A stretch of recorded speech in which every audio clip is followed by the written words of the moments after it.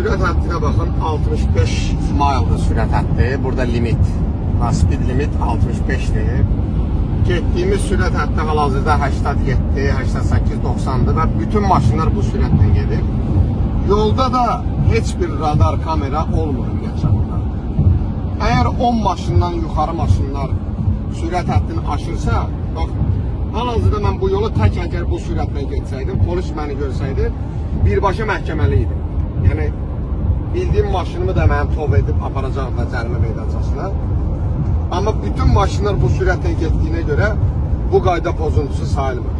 Əgər bu sürətlə gedən maşınlar içində zəif sürətlə gedirsənsə, sən qayda pozmuş sayılırsan. Nə gözəl qanunlardır. Bir dənə də radar yoxdur.